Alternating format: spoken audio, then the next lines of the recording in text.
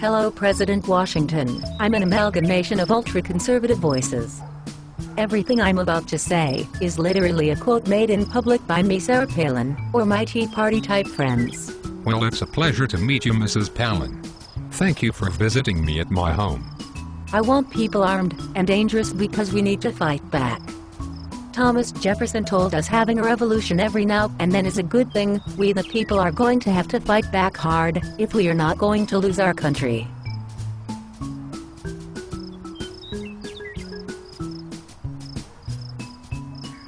Excuse me, madam, I do not mean to protest, but I fear I do not understand your statement.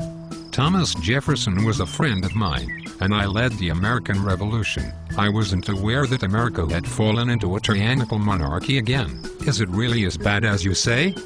I hope that's not where we are going, but you know, if this Congress keeps going the way it is, people are really looking toward those Second Amendment remedies, and saying, my goodness, what can we do to turn this country around? I'll tell you, the first thing we need to do is take the liberals out. Wait a minute. You are telling me that Americans are free to elect their representatives, free to express their political opinion, free to speak their mind, just as I and the other founders intended. But then why are you calling for violence, or war? Surely you cannot be saying such things only to win the approval of the foolish and weak-minded. Surely you are aware that saying such things may stir the mentally infirm toward murder and outright treason. I'm thinking about killing them, and I'm wondering if I could kill them myself, or if I would need to hire somebody to do it. I think I could. I think they could be looking me in the eye, you know, and I could just be choking the life out of them. Oh my God, woman, you and your ilk are the furthest thing from the American ideal I've ever heard of. You are insane. You're telling me that this is what political free speech has become? Disrespectful, disingenuous, violent and incendiary comments. I gave you a better legacy than this. I gave you a better example than this. How can you sink so low? Won't you be held accountable for your words when some lunatic threatens members of Congress, or calls for the execution of the president, or vandalizes political offices, or, God forbid, attempts to assassinate a representative? They have no place in any station of government, and we need to realize that they are an enemy of humanity. We need to execute people like that in order to physically intimidate liberals. Don't retreat, reload. Lady, you and your kind are bat-crap crazy. I seriously believe you are off your meds. How are you not locked up in the loony bin? There is no way anybody who calls themselves an American should take you seriously in any way whatsoever. The Second Amendment is not for the military or the police, it is for the people to resist a tyrannical government. I think it's time we used our Second Amendment remedies to fix the situation. Are you serious right now? I think you are giving me an aneurysm. I'm not kidding. I think my brain is literally dissolving so it doesn't have to listen to what you're saying.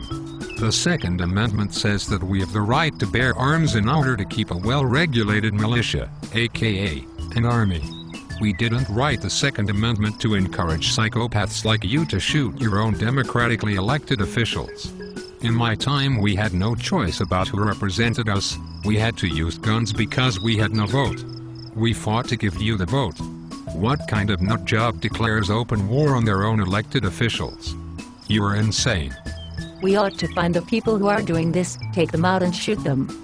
Really. You take them out, they are traitors to this country, and shoot them. You have a problem with that? Deal with it. You shoot them. You call them traitors, that's what they are, and you shoot them dead. I'll pay for the bullets. You do realize that the exact definition of treason is causing harm to your legally elected government, right? A person isn't a traitor for believing differently than you do, or for wanting their country to behave differently than you wish it would. Jefferson and I had our disagreements. All the original founders did. In fact, the only thing we had in common sometimes was that we wanted a country where none of us could silence the others, or be forced to live in fear that some political mafia would intimidate our chosen representatives. We wanted the freedom to think and say what we want, without being called a traitor or being threatened with murder. That was why we had a revolution, to get away from that tyranny. You disgust me. I pity your pathetic, incompetent, blindly ambitious, hate-twisted mind. You are destroying the peaceful, self-respecting, responsible and dignified country I helped create, and I hope your words condemn you to the judgment and ire of our noble republic. I'm going to put a gun crusher on your house. You are a traitor. You are trying to destroy America. I bet you weren't even born in the United States. You are a freedom-hating, grandmother-killing, common-sense-ignoring liberal. I think it's time we took our country back from un-American people like you. You only see what's wrong with America. You should love it the way it is. You are not a patriot. Get out of my country. Lady, what I see is what you have turned America into. I see the twisted, megalomaniacal hate-infected place you have created through fear and intimidation and finger-pointing. I built this country because I couldn't accept the way things were. I led this country with the conviction that I could leave it better than I found it. The day we accept things as they are instead of insisting that they can be better is the day we have lost the American spirit. Americans don't settle, they improve. Americans don't worship the status quo. They dream and create and learn. I'm America. I'm a patriot. I'm the common-sense conservative. I'm the voices of the Tea Party and the American right. From what I see, you are just seducing the good people of this country by stealing the imagery of our revolutionary founding. But you do not realize that we fought so we could have freedom, and to quote Mr. Jefferson, to secure these rights, governments are instituted among men, deriving their just powers from the consent of the government. You are trying to use the people to attack their own government. You are undoing exactly what this country was created for. You are asking the people to pretend as if they are governed without their own consent, as if they had no choice or vote or voice. You are either deeply disturbed or dangerously deceptive. You betcha. Threats of violence have no place in American politics. Please condemn people like this and call for an end to the madness.